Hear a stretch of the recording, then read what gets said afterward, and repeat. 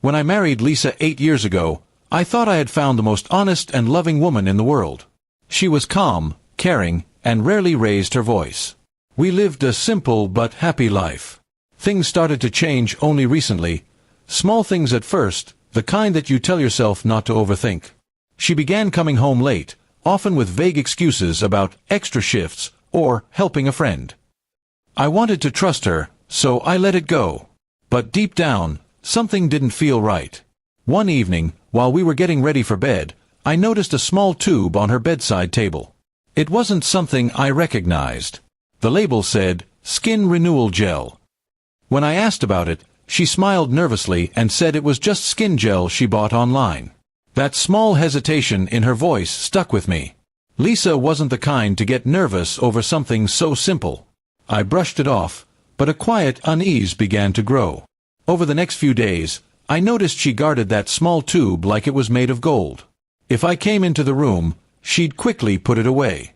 Sometimes, late at night, I'd hear her walking quietly to the bathroom and staying there for a long time. When I asked what she was doing, she'd say she was applying her skin gel treatment.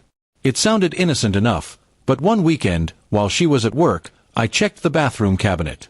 The gel wasn't there. Neither were some of her small toiletry items. That was strange. It was as if she was taking her personal things out of the house every day. My curiosity got the better of me, and I decided to install a small security camera in our living room, just to calm my nerves. The following week, I tried to act normal. I greeted her the same way, joked the same way, and even kissed her goodnight. She didn't suspect a thing. But every night, when she said she was going to apply her gel, she'd leave the room for about an hour. Something in me told me I'd soon get my answers. 3 nights later, I finally checked the camera footage. My hands trembled as I opened the file. At first, I saw her walking into the living room, carrying her small purse. She sat on the couch, took out her phone, and began typing rapidly. Moments later, there was a knock on the back door, a soft, deliberate one. My heart began to race. She opened the door, and a man stepped inside. I recognized him instantly. It was Alex, a coworker she had mentioned a few times. He looked around nervously, then hugged her tightly. My stomach dropped. The two of them sat together, whispering and laughing quietly. After a few minutes, Lisa reached into her purse and took out the same small tube, the so-called skin gel. But instead of using it herself, she handed it to him. They both looked at it and laughed like it was an inside joke. He said something that made her blush, and then she leaned closer, whispering something in his ear. They didn't touch beyond that, but the intimacy, the familiarity, was undeniable. The truth hit me harder than any physical blow could have. The skin gel was just a lie, a cover-up for their secret meetings. I couldn't sleep that night. Every time I closed my eyes, I saw them together, laughing behind my back. I didn't confront her immediately. Instead, I copied the video to my phone and waited.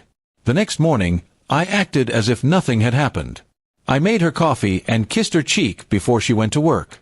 It was painful pretending to be the man she thought she could fool. That evening, when she returned, I sat her down. I told her calmly that I had installed a camera because I was worried about some missing cash and items. Her face went pale. Before I could even mention the footage, she started trembling. You put up a camera," she stammered. I nodded. Then I showed her the video. She didn't even try to deny it. Tears rolled down her face as she kept saying, "It wasn't what it looked like."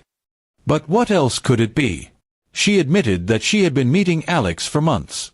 They hadn't gone too far, she said, but they were emotionally involved, something she couldn't explain. The gel was just an excuse to sneak out and see him. I sat there in silence, feeling a mix of anger and disappointment.